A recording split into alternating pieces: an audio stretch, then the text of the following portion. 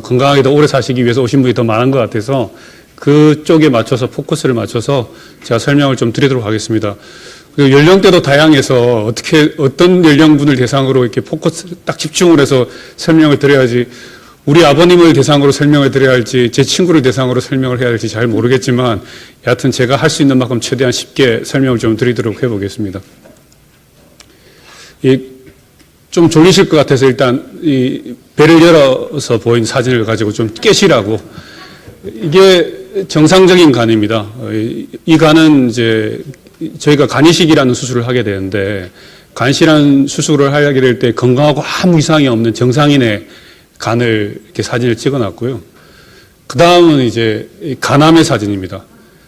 아유, 탄식이 딱 나오시죠. 이 사진 하나만 딱 기억하시면 제가 오늘 강의 드릴 것의 50% 이상은 끝났습니다. 무슨 이야기인 거 아니? 간암은 아무한테나 생기지 않습니다. 병이 멀쩡한 사람한테 생기지 않고 위험인자를 가지고 있는 사람에게 생깁니다.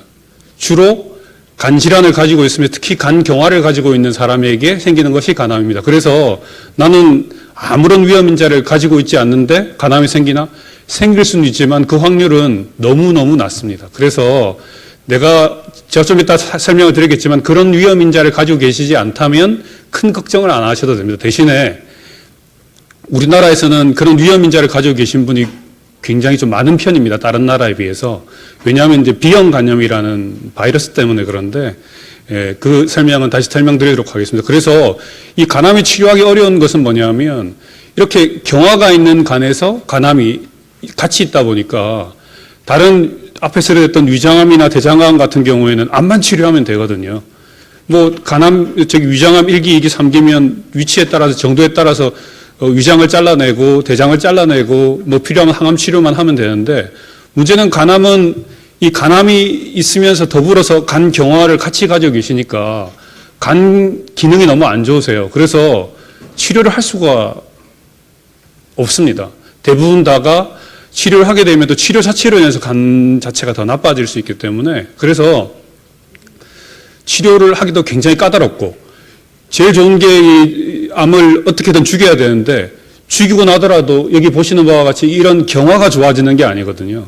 이 암이 생기는 것도 간 경화가 있기 때문에 생기는 것이라서 암은 죽여놓더라도 암 생기는 원인이 간 경화이니 암은 죽여놔도 이 나머지 남아있는 간에서 또 암이 생길 수가 있기 때문에 그래서 간암이 치료가 굉장히 어렵습니다. 그러니까 예를 들어서 간암이 1cm짜리 조그마한 건 아주 초기에 발견됐음에도 불구하고 간 경화가 엄청나게 심하셔서 복수도 있고 황달도 있으면 치료 자체를 할 수가 없으세요. 간식을 제외하고는 치료를 할 수 없기 때문에 그래서 간암은 다른 질환에 비해서 나중에 보면 성적도 보여드리겠지만 좀 결과가 안 좋은 이유 중에 하나는 간 경화를 동반하고 있는 상황에서 간암이 동시에 생기기 때문에 그러하고 간암을 치료하더라도 이렇게 재발을 잘 하기 때문에 그러합니다. 또 하나의 이유는 좀 이따 다시 설명을 드리도록 하겠습니다. 그래서 뒤에 슬라이드가 한 67상 굉장히 많습니다. 근데 이렇게 이 사진 한 장에 이렇게 말씀을 많이 드린 이유가 딱 보면 왠지 흉측하고 이거 나는 이런 거 안 가지고 계시면 좋겠다라는 생각이 들지 않습니까? 그래서 딱 충격을 받으시고 잠 좀 깨시라고 제가 이 사진을 처음에 드려놨습니다. 보니까 고개를 다 들고 계신 것서 깨신 것 같고 이제 적극적으로 설명을 좀 드리도록 하겠습니다. 간암은 주로 남자 여자가 분율이 좀 차이가 있는데요. 발생률은 옛날에는 우리나라의 위간폐에서 간암이 두 번째로 많고 그랬다가 요즘 이제 많이 바뀌어서 남자 같은 경우에는 5위 정도 되고요. 여자분들 같은 경우 6위 정도 2010년 기준으로 발생을 하는 빈도입니다. 한데 문제는 사망률을 보시면 폐암 설명드렸겠지만 폐암이 사망률이 제일 높습니다. 근데 간암은 불명예스럽게도 2위입니다. 그러니까 간암으로 돌아가시는 분이 두 번째로 많습니다. 아까 말씀드렸던 그런 이유 때문에 그렇습니다. 차분히 더 설명을 드리도록 하겠습니다. 근데 이제 남자, 여자가 좀 차이가 있습니다. 남자가 여자에 비해서 사망 확률이 3배가 더 많습니다. 이유는 뭐 잘 아시다시피 술을 남자들이 훨씬 더 많이 마시고 사회생활하고 스트레스도 많이 받고 그런 것들이 다 같이 영향을 미치는 것으로 알 수 있고요. 그래서 오늘 제가 쭉 말씀드릴 내용은 이 간암이 굉장히 복잡하거든요. 그래서 일단 제가 오늘 말씀드리는 간암의 정의는 질환이 간암이 생기는 혹이 굉장히 많기 때문에 거기에 대해서 다 설명을 드릴 수는 없고 제일 핵심적인 간세포암이라는 데 설명을 드릴 건데 간암에 대해 설명을 드리고 왜 생기고 어떻게 진단하고 치료하고 또 중요한 게 이제 예방을 하는 게 제일 중요하기 때문에 어떻게 예방하는가에 대해서 설명을 드리도록 하겠습니다. 이 간암이란 건 간에 생기는 혹인데, 간암은 간에 생기는 혹은 양성 종양과 이렇게 악성 종양 두 가지로 분류를 할 수 있는데, 악성 종양을 간암이라고 그럽니다. 근데 간암도 간 자체에서 생겼느냐, 아니면 다른 데서 암이 넘어왔느냐, 위장암이나 대장암이 생기면 암이 간으로 전이가 될 수 있거든요. 그건 이제 전이성 간암이라고 그러고, 원발성 간암은 간 자체 내에서 생긴 암입니다. 제가 오늘 말씀드릴 암은 딴 데서 온 게 아니라 간 자체 내에서 생긴 암이고, 간암은 크게 또 간세포암과 담도세포암으로 나뉘는데, 간세포암이 우리나라에서 되게 75%에서 80% 차지하고, 담도세포암은 15% 미만으로 정도 되기 때문에, 제가 오늘 말씀드린 모든 간암에 대한 설명은 이 간세포암에 대한 설명이다라고 생각하시면 되겠습니다. 간은 이 복부에서 차지하는 가장 큰 장기 중에 하나이고요. 무게가 한 1.5kg. 물론 사람 따라 다릅니다. 키가 작고 몸이 작은 사람은 간이 작고, 키 크고 등치가 큰 사람은 간이 큽니다. 근데 이제 간이라는 게 배에 있지만 만져지질 않아요. 왜냐하면 이 갈비뼈에서 딱 쌓여 있거든요. 보시면 이제 좀 약하게 보이지만 갈비뼈에 쌓여 있기 때문에 간은 안 만져집니다. 간이 나는 만져지는데? 그건 이상한 겁니다. 그건 간이 아닙니다. 그리고 이제 간이란 게 다른 배에 있는 장기는 사실 뭐 위장 다 잘라내도 사실 수 있고 대장도 다 잘라내도 사실 수 있거든요. 근데 이제 간은 없으면 살 수가 없습니다, 사람이. 왜냐하면 음식을 먹고 나면 우리가 여러분들께서 오늘 아침, 점심, 저녁에 드셨던 모든 음식들이 다 흡수가 되면 장을 통해서 흡수가 되면 다 간으로 갑니다. 간으로 가서 통과하면서 간에서 우리 몸에 필요한 이 먹었던 음식들을 우리 몸에 필요한 영양분으로 쫙 만들어주거든요. 혈액 응고 인자도 만들어주고 단백질도 만들어주고 몸에 또 에너지도 저장시켜주고 면역 기능도 가지고 있고 또 술도 지우고 그러면 또 이걸 해독을 해야 되지 않습니까? 그 해독을 하는 것도 간에서 다 하는 일입니다. 그래서 간은 우리 몸에서 없으면 안 되는 반드시 있어야 되는 장기 중에 하나이고 간을 예를 들어서 병 때문에 제거를 하면 되게 48시간에서 한 72시간 되면 그냥 돌아가세요. 그래서 간은 우리 몸에는 없으면 안 되는 반드시 있어야 되는 장기에서 여기서 암이 이제 생기면 골치가 아프다는 거죠. 근데 문제는 뭐냐면 이 간암이라는 게 이 발생을 해도 증상이 없는 게 제일 문제입니다. 이 간암이 신경 조직이 없기 때문에 뭐 위장이나 이런 것들은 대장 같은 경우는 뭐 혈변을 본다든지 뭐 배가 아프다든지 소화가 잘 안 되든지 이런 게 있는데 이 우리 간암 같은 경우에는 증상이 없으세요. 근데 증상이 있어서 나타나면 그때는 병이 굉장히 많이 진행이 되신 경우가 흔합니다. 여기 보시면 제가 아까 말씀드렸다시피 간이 이 배에서 안 만진다고 말씀드렸잖아요. 근데 이렇게 우상복부 종괴가 만진다고 그러면은 이 갈비뼈를 밀고 혹이 자라서 된 거거든요. 그만큼 암이 커져서 오신 거죠. 또 그 다음에 이게 통증이 생기시면 이 횡격막이나 이런 것들 자극이 생기는 것이기 때문에 이런 밑에 보면 복수, 황달, 간성운수, 정맥류 이건 간암의 증상이라기보다는 간경화가 간경변이 진행이 되면 나타나는 말기 간경변의 증상들이거든요. 이것이 간암의 증상으로 나타날 수 있습니다. 그래서 우리가 간암은 증상이 없다. 아무리 아파도. 그래서 우리가 일반적으로 침묵의 장기다. 조용하다는 거죠. 저는 말이 많은데 간은 조용합니다. 그러면 이게 여러분들께서 걱정하시는 게 간암은 증상이 없다 그러면 내가 어떻게 진단을 해? 병원에 어떻게 찾아가야 돼? 라고 걱정을 하실 수 있잖아요. 근데 아까도 말씀드렸다시피 간암은 아무나 걸리지 않는다. 위험 인자를 가지고 있는 사람이 주로 걸린다. 그러면 누가 위험한지를 알아야 되지 않습니까? 그래서 비형간염, 특히 우리나라는 이게 문제예요. 이 비형간염 뭐가 문제냐면 비형간염이 감염이 되시면 어머니가 감염이 되면 아기가 다 같이 감염이 됩니다. 그래서 형제들이 비형간염을 가지고 있는 경우 우리나라는 굉장히 많아요. 특히 60대, 70대, 40대 정도 되시는 어르신들 보면 형제끼리 다 비형간염, 보균자 내지는 간경화, 간암으로 돌아가시는 분들이 많거든요. 그건 원인이 옛날에 어머니가 가지고 있을 때에 태어날 때 탯줄이나 이런 걸 통해서 감염이 되기 때문에 그렇습니다. 근데 이제 이것도 우리나라에서 전 국민 이제 비형간염 백신을 이제 1987년도부터 맞기 시작해가지고 젊은 사람들 같은 경우에는 비형간염이 분율이 아주 많이 떨어졌어요. 그래서 지금은 이제 비형간염 숫자도 고생하신 분도 많이 줄고 있고 간암도 많이 줄고 있습니다. 하지만 우리나라는 아직도 비형간염으로 인한 간경화가 굉장히 많고 그래서 지금 연령대에는 대개 한 7% 정도가 가지고 계시기 때문에 한 번도 내가 피검사를 해본 적이 없다. 그럼 꼭 반드시 피검사를 해보셔야 내가 비형간염을 가지고 계실지 모르기 때문에 C형간염도 마찬가지고요. 근데 C형간염은 서양에 많지만 우리나라에 많지를 않으세요. 우리나라는 이것보다는 더 걱정해야 되는 게 술이 문제입니다. 술을 너무 사랑하시거든요. 일하다고 먹고, 일 잘 됐다고 먹고, 일 안 됐다고도 먹고, 친구 만나면 먹고, 친구 헤어지면 아쉽다고 또 먹고, 집에 와서 또 반주로 또 드시고.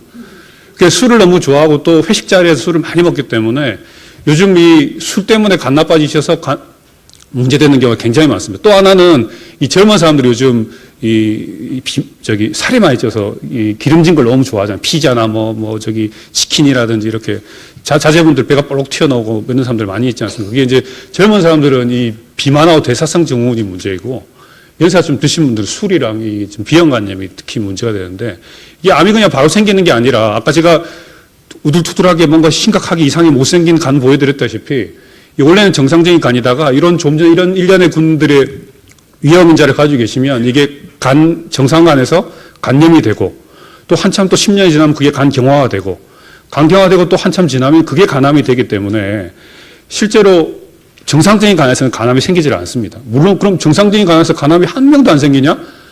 우리 극단적으로 생길 수는 있는데 거의 안 생긴다는 말씀을 드리는 겁니다. 그래서 그러면 우리가 아까 말씀드렸듯이 좀 지금까지 말씀드리고 요약을 하면 간암은 멀쩡한 사람한테 되는 게 아니라 병든 간에 생기고 증상이 없기 때문에 증상이 있어서 병원 가면 절대 안 된다.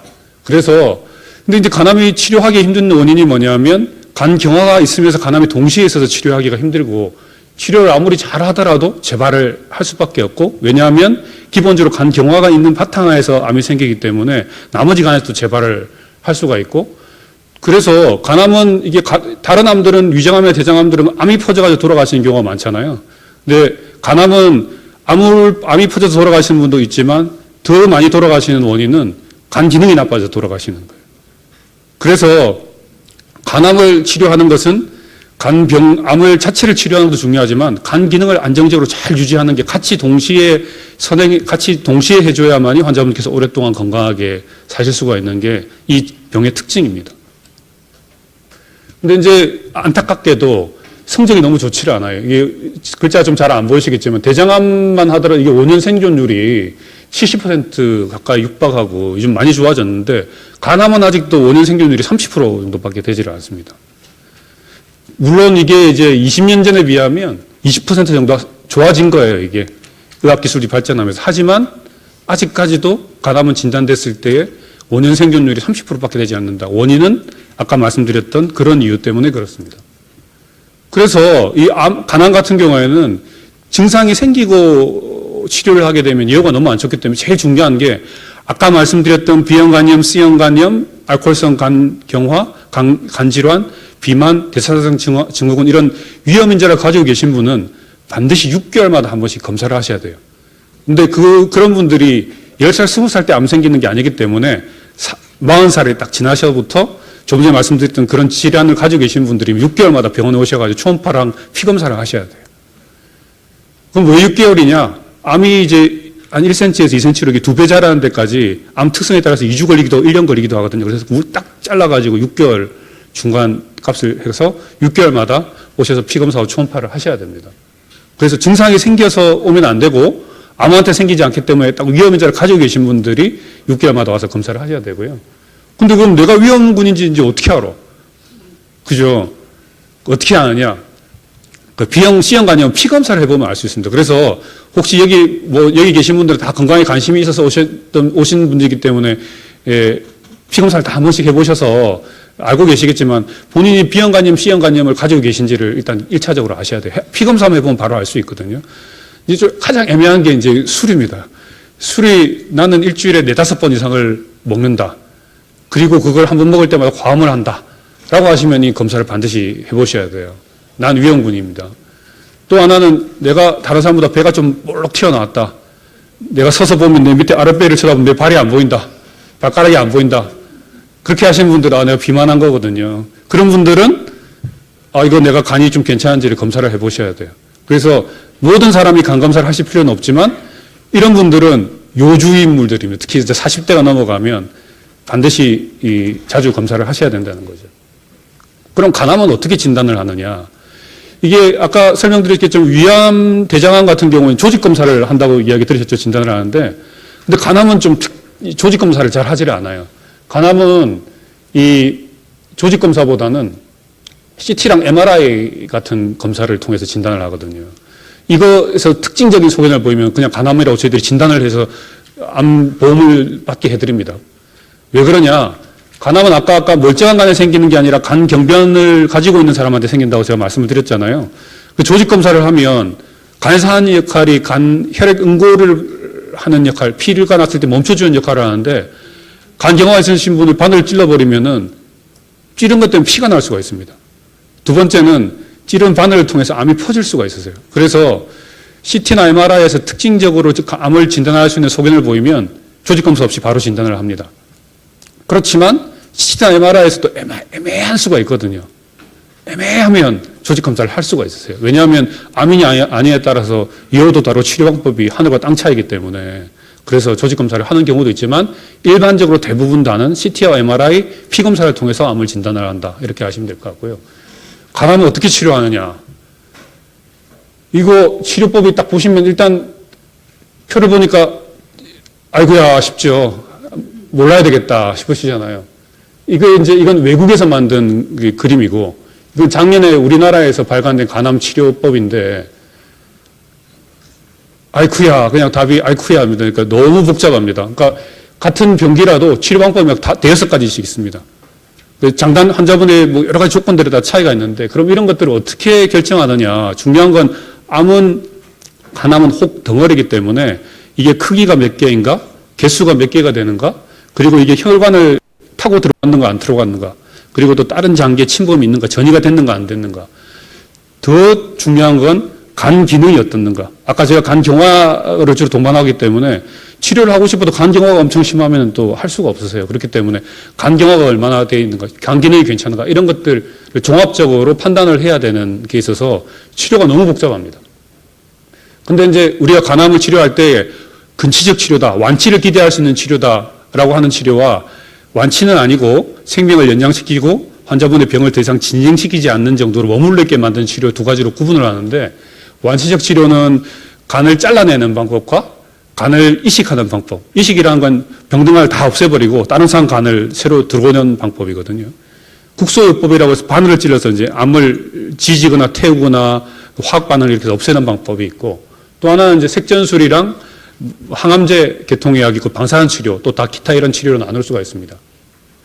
간절제술은 뭐 말씀드린 대로 그냥 간을 이렇게, 이게 간 혹이거든요.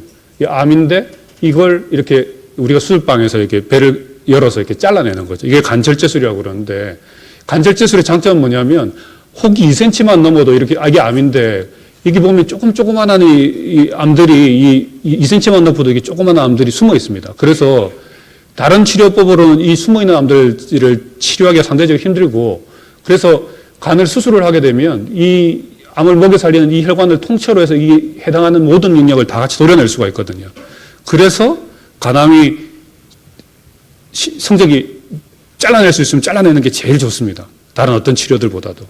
그런데 문제는 아까 말씀드렸듯이 간 경화라든지 간 상태가 너무 안 좋으시면 이 수술을 하고 싶어도 할 수가 없는 거죠. 그래서 간 기능이 허락해줘야만 간절제술을 할 수 있습니다. 이렇게 간이 좋은 사람 갈수록 보니까 뭔가 사진 보시기에도 뭔가 좀 오른쪽으로 갈수록 뭔가 안 좋아 보인다는 느낌이 드시잖아요. 뭐 저기 의사가 아니더라도 왠지 좀 기분이 안 좋아 보이시죠. 이쪽으로 가면 갈수록 이제 간 기능이 괜찮으신 경우에는 간을 많이 잘라내도 상관없고, 정상 간은 75% 잘라도 25% 남아도 간이 자랍니다. 재생을 하는데 경화가 생긴 간은 자라지를 않아요, 잘. 그래서 경화가 아주 심하면 아예 간 절제도 안 되고 아무 치료도 할 수가 없습니다. 간 기능도 나빠질 수가 있어서. 그래서 근데 간 경화도 이제 정도가 있으면 약간 심한 간 경화 같은 경우에는 간을 좀 도려낼 수가 있는데 많이 잘라내지는 못하고 대신에 조금밖에 잘라낼 수 없는 단점이 있죠.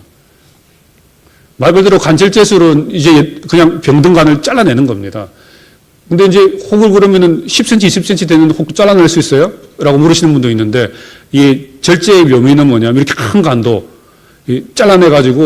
잘라내면은 조직검사에서 결과만 좋으면 30, 40% 정도도 5년 생존을 하세요. 이렇게 10cm 이상 큰 암이 있더라도 절제만 할 수 있으면.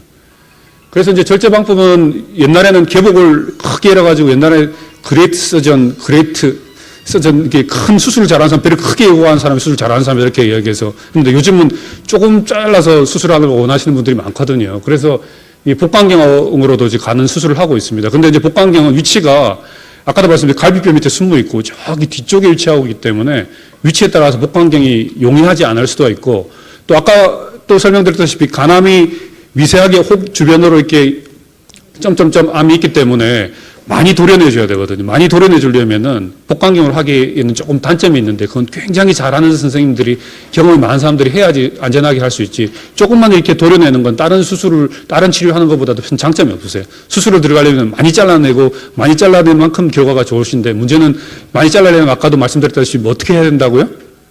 간 기능이 허락을 해줘야지 할 수 있다는 거예요. 그래서 간암이 치료 성적이 아까 일반적으로 통합으로서 한 5년 생존율이 30%밖에 안 된다고 그러는데 간암은 잘라낼 수 있으면 한 60% 가까이 됩니다.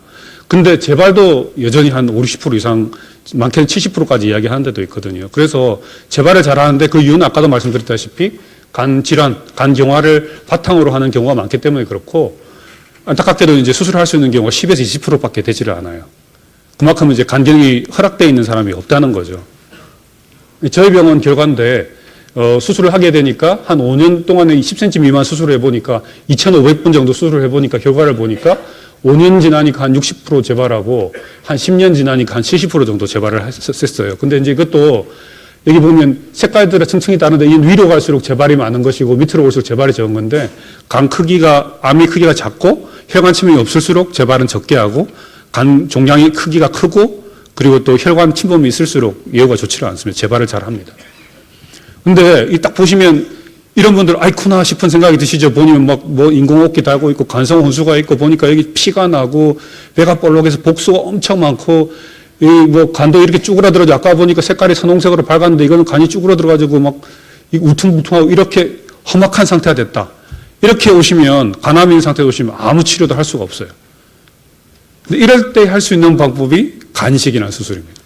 간이식은 기본적으로 정상적인 원래 있는 병의 간을 완전히 없애버리고 새 간이 들어가는 것이기 때문에 간 경변도 치료할 수 있으면서 간암도 치료할 수 있는 굉장히 좋은 치료법이죠. 그런데 이거 아무나 해서 다 결과가 좋은 게 아니고 이게 간을 다 드러내는 거니까 뭐 간이 20cm, 30cm 혹이 되더라도 암이 뭐 20개, 100개 있더라도 다 괜찮지 않냐고 착각하시는 분들이 있는데 간암을 해서 이식을 해서 결과가 좋으신 분들은 간암이 하나일 때는 5cm 이하거나 3개까지는 괜찮은데 그것도 3cm 이하여야 되고 다른 혈관 침범에 다른 데 전이가 없어야지 이식 수술을 할 수 있어요.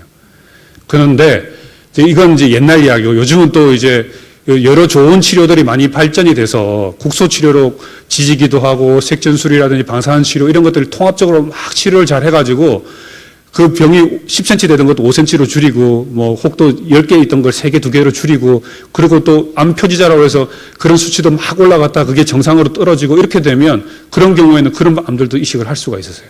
하고 나서 성적도 좋고.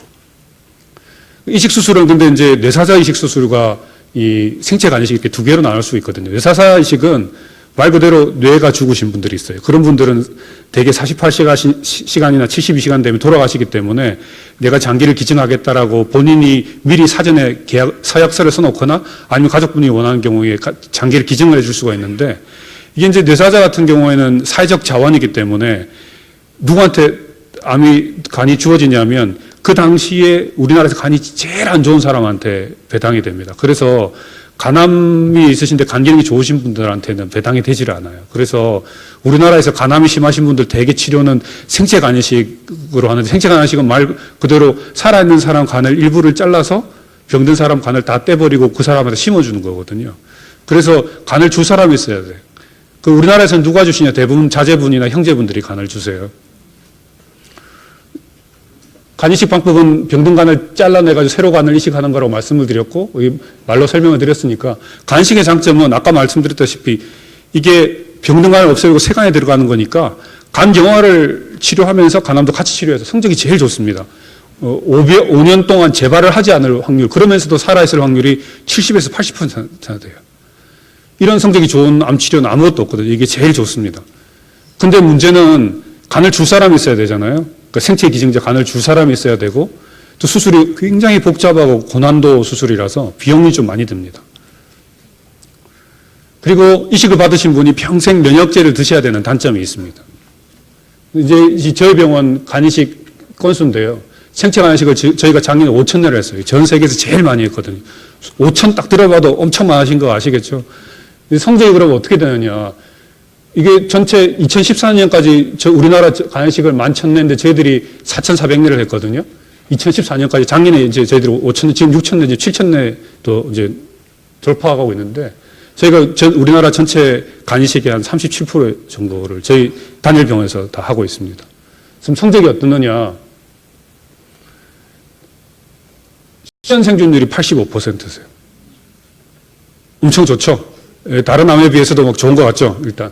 두 번째는 이게 이제 간암이 있으신 분하고 간암 없으신 분 차이인데, 간암이 있으시면 좀 예가 좋지는 않지만, 간암 있으신 분조차도 10년 생존율이 81%나 됩니다. 그리고 이제 우리나라의 간이식 성적이 얼마나 좋냐면, 이게 이제 미국 전체 간이식 성적이거든요. 미국에서 1년 간이식 성적 생존율이 88%밖에 안 되는데 저희 병원 93%나 돼요. 미국보다 더 성적이 좋아요. 또 하나의 치료는 이제 아담에 이제 국소 치료가 있는데, 이 국소 치료는 말 그대로 이 바늘을 찔러가지고 암 있는 자리에 바늘을 찔러서 태우거나 얼음으로 죽이거나 아니면 알코올을 집어넣어가지고 화학 반응을 일으켜서 죽여버리거나 혹은 초단파라고 해서 마이크로웨이브라는 걸 쏴서 죽여버리거나 그러니까 바늘로 찔러서 죽이는 방법입니다. 이 효과가 아주 좋아요. 이것도 건치적인 치료에 완치를 기대할 수 있는 치료인데 이 치료를 하시려면 태울 수 있는 범위가 있지 않습니까? 바늘을 들어가지고 얼마나 많이 태우겠어요. 많이 태우지 못하고 크기가 작아야지 효과가 좋아요. 3cm 이하, 3개 이하 여야만 효과가 좋습니다. 그러면 이제 수술하고 거의 준할 정도로 예후가 좋죠. 또 하나는 이제 이 치료가 사실은 제일 많이 하는 치료인데 경동맥 치료가 있습니다. 이게 무슨 말이냐면 이 경동맥 치료하는 방법은 여기 딱 보시면 이 선생님이 시술을 하고 계신데요. 이 우리 사타구니 사이에 바늘 같은 걸 찔러가지고 철사를 집어넣어서 대동맥을 통해가지고 암을 먹여 살리는 그 혈관을 치료를 하는 겁니다. 암을 굶겨 죽이는 거죠. 그러니까 이 색전술이라는 건 크게 세 가지 방법인데 하나의 방법은 혈관을 아예 그냥 혈류를 딱 막아버리면서 거기다가 항암제를 같이 확 쏘고 그렇게 해서 이제 암을 굶겨 죽이고 항암제를 써서 이제 독성으로 이제 죽이는 방법. 이게 이제 일반적으로 우리가 말하는 경동맥 화학색전술이라는 방법인데 요즘은 조금 더 이제 고안을 해서 한 번에 항암제를 확 쏴버리니까 하고 난 다음에 환자분께서 구토를 하고 그냥 너무 못 쉬고 또 신장 기능이 확 나빠지고 간 기능이 또 너무 나빠지고 이런 문제가 생기시는 거예요. 그래서 이걸 구슬에다가 이 항암제 같은 것들을 딱 담아서 암이 서서히 항암제가 서서히 빠져나오도록 하는 방법들도 있고요. 또 하나는 이제 이 구슬 안에다가 이 방사선을 딱 집어넣어 가지고 그래서 암을 딱 찾아 들어가 가지고 이 방사선이 서서히 암을 죽이는 방법 이렇게 요즘 새로운 방법들이 가고 있는데 뭔가 새로운 건 좋아는 보이는데 장단점이 분명히 있고 또 비쌉니다. 보험도 되지도 않고. 그리고 효과적인 측면에서는 비슷해요. 고식적인 것보다 비슷해요. 그래서 제일 많이 치료하시는 게 이게 색전술. 간암에서는 많은 분들이 일단 진단돼서 왔을 때는 수술할 수 있는 경우가 10에서 20%밖에 되지 않고 그렇기 때문에 제일 많이 치료하시는 게 화학색전술 방법입니다. 이렇게 암이 큰데 색전술 치료하시고 나시면 이렇게 또 암이 줄어들면서 이게 치료가 잘 돼 있는 부분이 보이거든요. 이 치료도 굉장히 좋은 치료예요. 근데 이제 이래 치료 말고 이건 이제 아까 말씀드렸던 서서히 항암 약물을 나오게 하는 방법 이건 서서히 이제 약물이 방사선이 나오게 하는 방법인데 할 수 있는 경우가 있어요. 무조건 다 할 수 있는 게 아니라 검사를 해서 할 수 있는 사람도 있고 할 수 없는 사람도 있어요. 그래서 이거 전문가들한테 의견을 들으셔야 됩니다.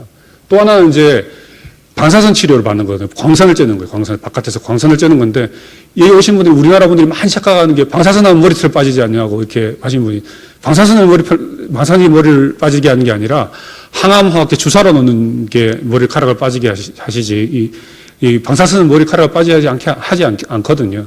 근데 옛날에 방사선의 문제가 뭐냐면 광선이 딱 들어오면 이 온몸 전체로 오지 뭐 어디 국소적으로 들어오질 않아가지고 온몸에 다 광선을 다 맞게 되는 거예요. 그러니까 이게 병도 치료가 되지만 정상적인 부분도 손상을 같이 받게 돼가지고 방사선이 별로 치료 효과가 없었거든요. 근데 요즘은 기술이 발달되다 보니까 방사선을 고에너지 방사선을 딱 그 병변 있는 데만 치료할 수 있는 여러 좋은 방법들이 많이 발견이 됐어요.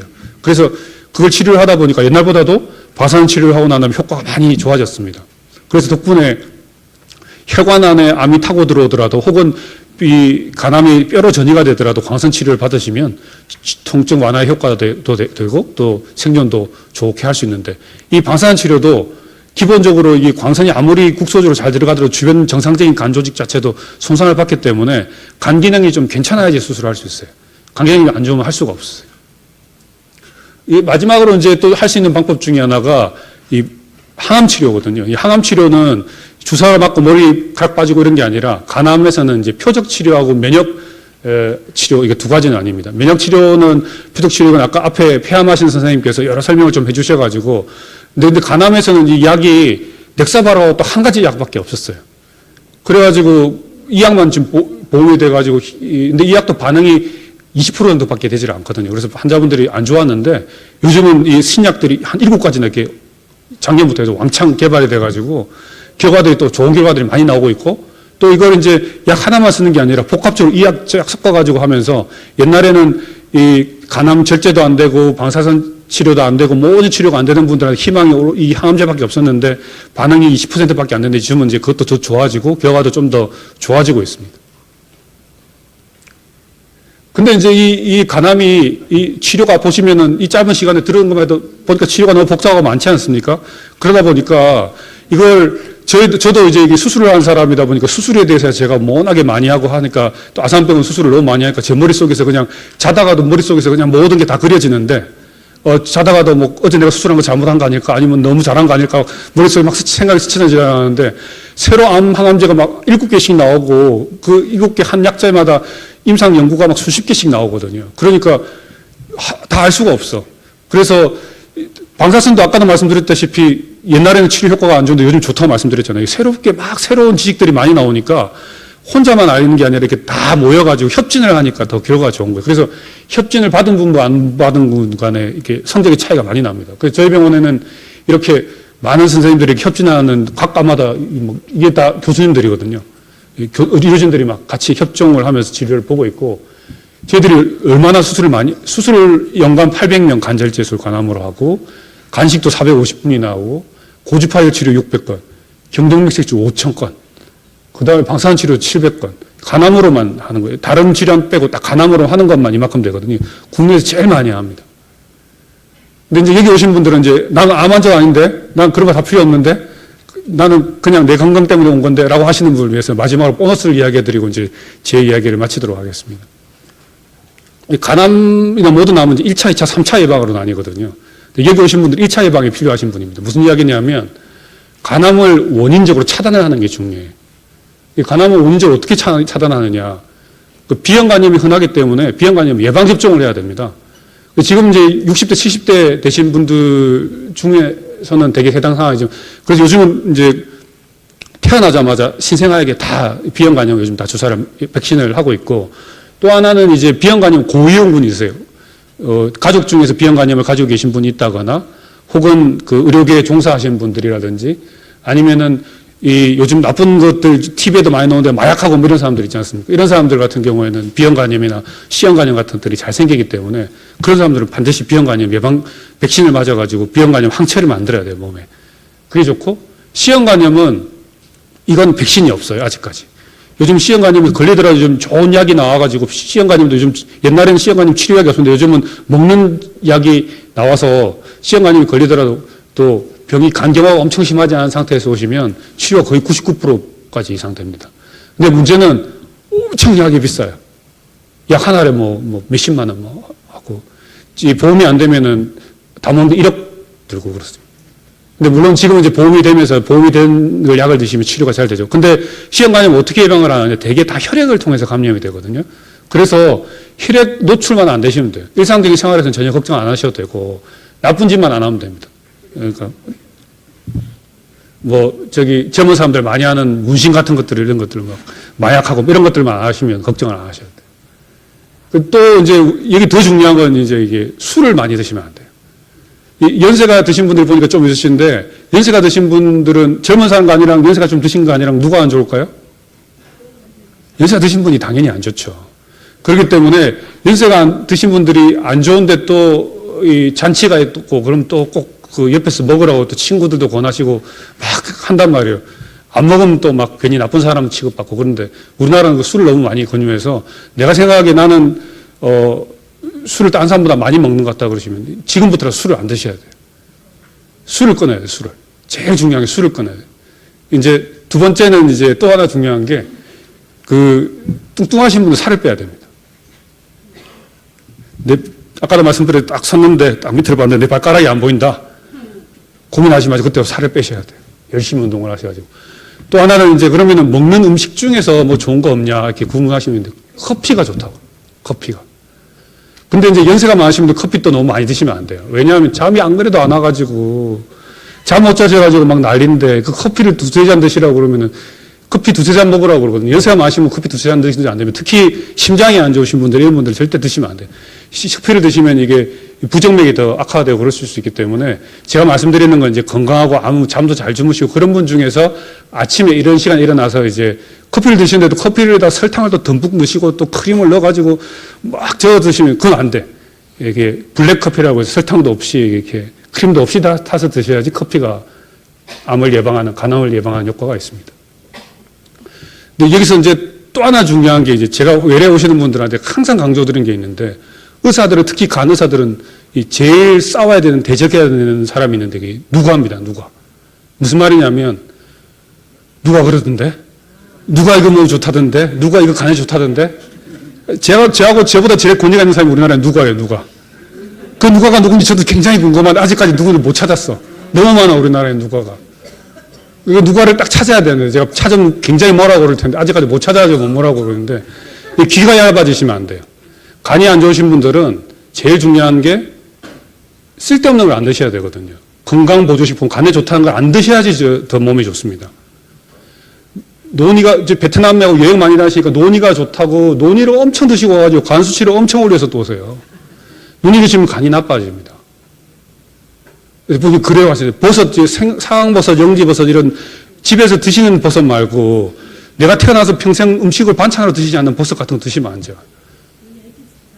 그러니까 이런 액기스 직접 드시고 나는데 이거 직접이 산에서 이 깊은 뿌리라서 너무 좋다고 그러는 직접 먹고 간식 멀쩡한 사람이 간식 받은 분이 엄청나게 많습니다. 네. 그다음에 헛개나무들 막 간 기능 프로젝트 헛개나무도 조금 뭐 스쳐도 지나가서 드시는 건 상관없는데 이걸 푹 달여가지고 10시간 20시간 우려가지고 또 드시고 내일도 먹고 모레도 먹고 뭐 글피도 먹고 막 계속 드시는 헛개나무 드셔가지고 간 기능 나빠진 분이 많거든요. 무슨 이야기냐?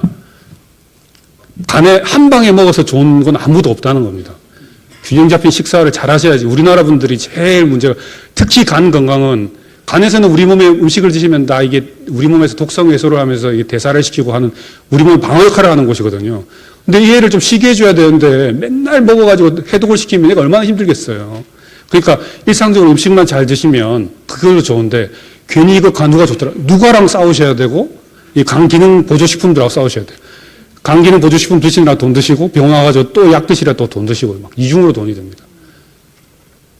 이것만 오늘 배우고 가셔도 오늘 이 자리는 충분히 여러분들한테 의미 있는 자리. 자 이제 끝으로 정리를 해드리면 간은 이게 병이 제일 중요한 게 안 걸리는 게 제일 중요하기 때문에 예방이 중요합니다. 그래서 앞에 좀 전에 제가 1, 2년 말씀드렸던 그런 예방 조치를 잘 하시는 게 제일 중요하고요.